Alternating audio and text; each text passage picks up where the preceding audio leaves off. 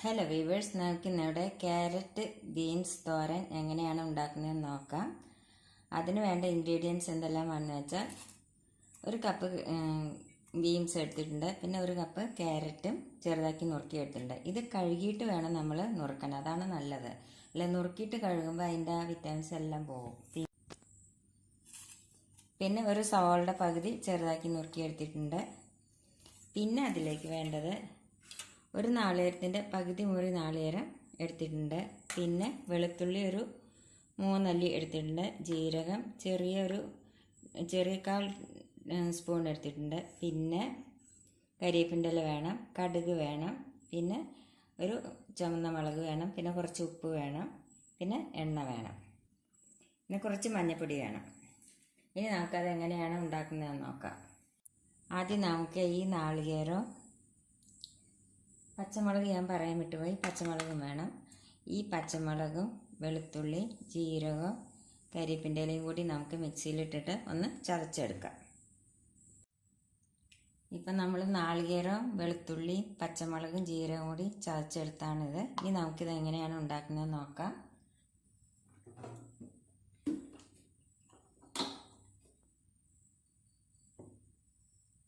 രണ്ട് table spoon എണ്ണ ഒഴിച്ചു കൊടുക്കുക. അതിലേക്ക് നമുക്ക് ഈ കടുക് ഇട്ട് കൊടുക്കാം.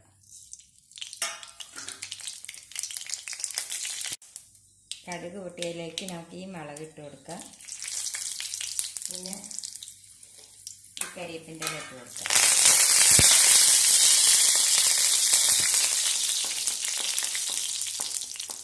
അതിലേക്ക് നമുക്ക് ഈ സവാള അരിഞ്ഞ് ഒന്ന് വഴറ്റി കൊടുക്കാം.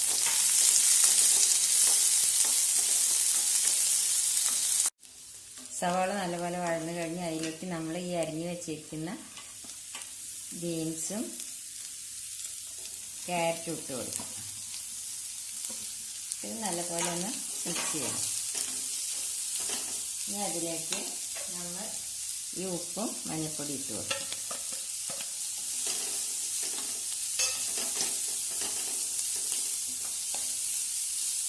ഇനി അതിലേക്ക് നമ്മൾ ഈ ചതച്ച് വെച്ചിരിക്കുന്ന നാളികേരം, പച്ചമുളക്, ജീരകം, വെളുത്തുള്ളി ഇതിട്ട് കൊടുക്കുക. എന്നിട്ട് ഇതിലേക്ക് വെള്ളം അധികം ഒഴിക്കേണ്ട ആവശ്യമില്ല. ഇനി നമ്മൾ ഈ മിക്സിയുടെ ജാറ് കഴുകിയ വെള്ളം ഒരു 2 സ്പൂൺ വെള്ളം മതി ഒഴിച്ചു കൊടുക്കുക.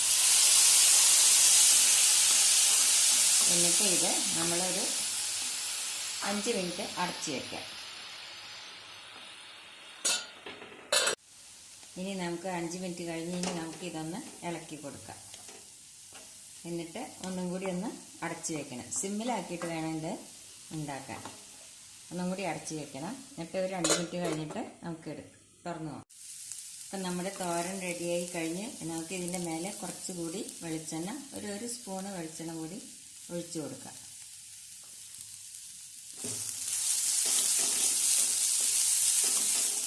ഇനി നമുക്കിത് ഒരു സെർവിങ് പ്ലേറ്റിലേക്ക് മാറ്റാം.